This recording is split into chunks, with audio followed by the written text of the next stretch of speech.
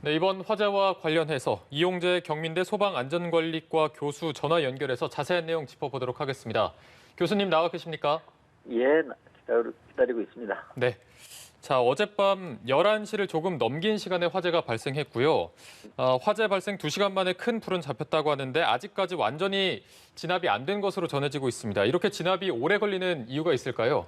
예, 그렇습니다. 이게 화재 발생한 타고 있는 범위가 굉장히 일단 여러 층에 걸쳐서 있고요. 그다음에 같은 층이라 하더라도 이게 주거의 특성상 실들이 이렇게 여러 개가 한 세대라도 구획이 되어 있다 보니까 불이 잔불이 남아 있는 곳이 굉장히 많습니다. 네. 그런 상태에서 이제 화재로 인해서 창문이 깨지고 뭐 이런 부분이 있다 보니까 바람에 의해서 신선한 산소가 공급이 되고 그래서 잔불이 재발하고 이런 일들이 아마 현장에서 빈번히 일어나고 있을 겁니다. 그러다 보니까 큰 불은 잡았지만 작은 불들이 요소요소에서 다시 살아나기도 하고 이래서 이렇게 완진까지는 좀 시간이 좀 지체되는 것 같습니다. 네, 이번 화재로 소방당국이 대응 2단계를 발령하고 또 진화 작업에 소방 인력 96명 그리고 장비 27대가 동원되기도 했습니다. 그만큼 이번 화재가 컸다고 볼 수 있을까요? 예, 그렇습니다. 일단 대응 2단계라고 하는 것은 이제 1단계는 단일 하나의 소방서가 대응하는 걸 우리가 보통 이제 1단계라고 이렇게 이해하시면 되겠고요. 네. 그다음에가 2단계로 이제 수치가 올라갈수록 이제 화재가 크다라는 건데 2단계라고 하는 것은 이제 좀 광역 차원에서 울산시 제가 알기로 전체적으로 소방서가 5개가 있습니다. 그래서 기본적으로 울산시에 있는 4-5개의 소방서가 총력 출동해서 대응하는 것을 우리가 2단계 정도라고 이해하시면 될 것 같고요. 그만큼 5개 소방서 이상이 대응에 투입됐다라고 하는 것은 화재 규모가 어느 정도인지 짐작이 되는 거고 규모가 크다 이렇게 판단할 수 있습니다. 네, 이렇게 저희가 현장 모습만 봐도 건물 전체가 다 탈 정도로 굉장히 큰 화재였는데 이게 소방당국은 이 화재 초기에 불이 층을 차례로 옮겨가며 번진 게 아니라 몇 개 층을 건너뛰면서 확대된 것으로 보고 있습니다. 이게 일반적으로 생각했을 때는 불이 층을 건너뛴다는 게 잘 이해가 가지 않는데 왜 그런 겁니까? 그렇습니다. 일반적으로는 흔한 일은 아닌데요. 지금 오늘 이번 화재 같은 경우는 좀 특징이 있다라면 이렇게 층을 건너뛰는 경우는 일단은 건물의 모양에 따라서 그럴 수도 있고요. 네. 형상에 따라서 그다음에 이제 바람이라고 하는 요인 때문에 그럴 수도 있고요. 또 하나는 이제 외벽을 주로 타고 올라가다 보니까 화염의 확산 패턴에 따라서도 수개 층을 이렇게 건너뛸 수도 있습니다. 네. 그런 부분이 있겠고요. 또는 이런 부분도 있을 수 있습니다. 알루미늄 복합 판넬 내의 내부 소재라고 하는 것이 이제 고온에 노출되게 되면 이게 액상의 상태로 이렇게 흘러내려서 그럴 수도 있고요. 다양한 요인에 의해서 그렇게 몇 개 층을 건너뛰어서 확산될 가능성도 있습니다. 네. 네, 불길이 외벽을 타고 삽시간에 건물 전체로 번졌는데 또 어제부터 말씀하신 것처럼 울산에 강풍주의보도 내려질 정도로 강한 바람이 불었습니다. 또 특히나 이 건물 외벽에 드라이비트가 주요 원인으로 지목되고 있는데요. 어떻습니까? 네. 예, 일단은 이제 드라이비트라는 얘기도 나오고 있고 알루미늄 복합 판넬이라는 얘기도 나오고 있는데 그 정도 고층 건물이라면 드라이비트보다는 알루미늄 복합 판넬을 사용했을 가능성이 크고요. 네. 그러나 그것이 드라이비트냐 알루미늄 복합 판넬이냐는 크게 중요하지 않습니다. 왜 그러냐면 어떤 화재에 노출됐을 때 위험 특성이라든지 화재가 확산되는 것은 정도의 차이는 조금 있지만 드라이비트나 알루미늄 복합 판넬이나 다 불에 잘 타는 소재고 그런 위험성이라든지 화재 시에 노출됐을 때 특성이라든지 이런 것은 아주 유사하기 때문에 그것이 무엇인지는 지금 단계에서는 크게 중요한 부분은 아닙니다. 네. 어쨌든 화재가 번지는 데는 아까 말씀하신 강풍 문제도 있고 이 드라이비트 외벽 문제도 있을 텐데 또 다른 건물의 구조적인 문제 같은 게 또 있을까요? 특별히 그런 건 없겠지만 이게 고층 건물이다 보니까요. 아무래도 이 지면에 가까울수록 바람은 약한 편이고요. 위로 올라갈수록 바람이 세고 원래 바람도 많이 부는 데다가 또 고층 부분이다 보니까 바람의 영향을 더 많이 받고 풍속이나 이런 것들이 많을 수밖에 없는 거죠. 그런 것들이 이제 복합적으로 작용해서 이런 좀 불행한 결과를 가져왔다 이렇게 말씀드릴 수 있습니다. 네. 네, 과거 대형 화재에서도 드라이비트가 거론이 돼서 좀 관련해서 법적 기준이 강화된 것으로 알고는 있습니다. 2015년 이후 6층 이상 건물은 이 공법이 사용이 금지됐는데 그러면 그 이전에 지어진 건물들은 그만큼 화재에 취약하다고 볼 수가 있는데 이런 부분은 어떻게 좀 해야 될 수 있는 방법이 없을까요? 네, 말씀해주신 그런 그 잠재적인 위험성이 지금도 상존하고 있습니다. 이게 법이라고 하는 것은 정말 그 특별한 경우를 제외하고는 소급 적용이 현실적으로 불가능한 측면이 있습니다. 즉, 네. 그 외부 마감 재료에 대한 법 규정이 만들어지기 이전에 지어진 건물들이 뭐 절대적으로 많죠, 숫자상으로요.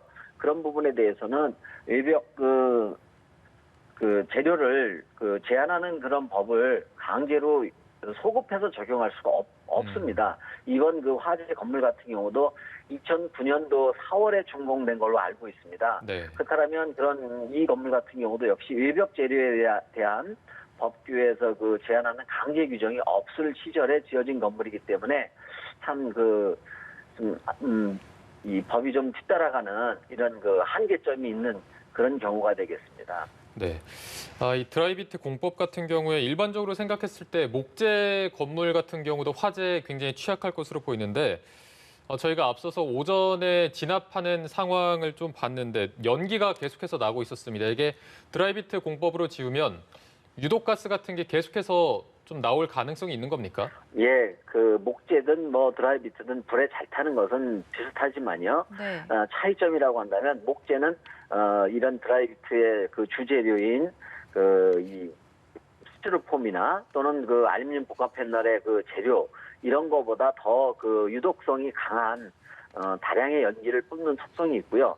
또 하나는 그 목재는 그냥 현장에서 타면 그만인데 이 스티로폴폼이나 드라이비트의 주재료인 이런 알루미늄 복합 패널 같은 경우는 이게 화염에 노출되게 되면 액상의 상태로 건물에 이게 줄줄줄 흘러내리거나 이게 녹아서 떨어져도 또 거기에 불이 붙고 그러다 보니까 목재보다 훨씬 더 위험하고 잔불도 많이 상존할 수밖에 없는 거고요. 또 독성이 그 목재보다 더 크기 때문에 일반적으로요.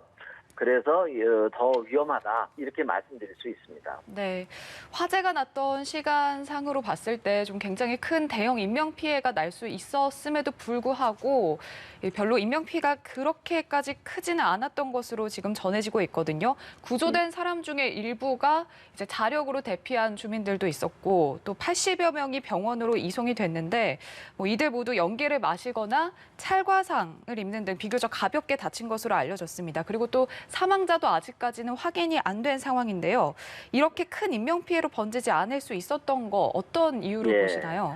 뭐 아직 사망자가 없는 것은 정말 불행 중에 다행이고 아직까지는 이제 뭐 치료받는 분도 있고 그래서 속단은 좀 이르긴 합니다만 정황으로 보건대 이 화재의 규모에 비해서는 사망자가 없거나 혹시 나온다 하더라도 극소수일 거라고 추측이 되는 그런 측면에서는 이제 좀 비교적 좀 정말 그 불행 중에 그 다행스러운 부분이다라고 말씀드릴 수 있고요. 네. 이렇게 화재가 컸음에도 불구하고 인명피해가 이 부상자 이외에 사망자가 없었던 이유를 보자면 여러 가지가 있겠습니다만 이게 조건도 불난 시간도 참 안 좋은 시간이에요. 이 심야 시간이라는 게요.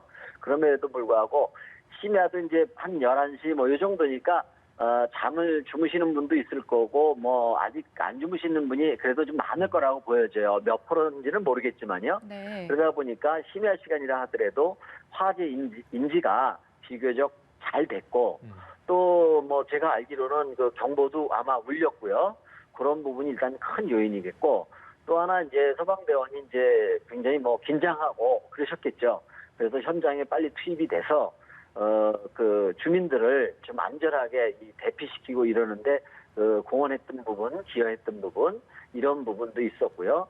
또 뭐 다른 화재 같은 경우는 소방시설 같은 것이 그 정상적으로 작동 안 한 부분도 많이 있었지만 이번 같은 경우 아직까지는 그런 오동작의 문제, 작동을 안 했던 문제가 크게 부각되지 않는 걸로 봐서 추측컨대 소방시설도 비교적 좀 정상적으로 작동된 부분이 있지 않았겠느냐라고 조심스럽게 예측을 해보는 거죠.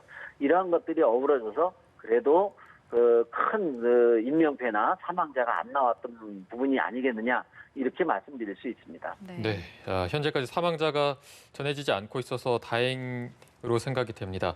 이게 화재라는 게 발생하면 굉장히 당황할 수밖에 없는데 건물 같은 데서 화재가 발생했을 때 어떻게 좀 대처를 해야 되는지 일부는 옥상에 고립되기도 했다는데 이렇게 옥상으로 대피하는 게 올바른 방법입니까? 예, 그건 단적으로 말씀드려서 올바른 방법이고요.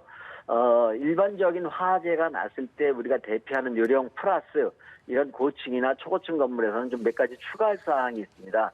요즘에 워낙 우리나라에 고층 아파트나 고층 건물이 많기 때문에 이번 기회에 우리 시민들도 한번 좀 주의 깊게 알아두셔야 될 내용은 고층 건물 같은 경우는 이제 초고층 건물 같은 경우는 피난 시에만 사용하는 피난 전용 엘리베이터라는 게 최근에 지어진 건물들은 이제 설치가 되어 있고요.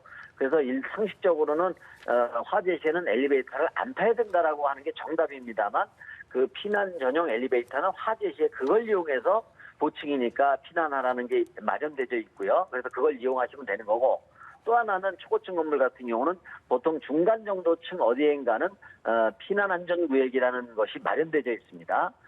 그래서 그 공간은 다른 공간과 다르게 탈 것도 아무것도 없고 또 연기나 화염으로부터 상당 시간 보호를 받을 수 있습니다.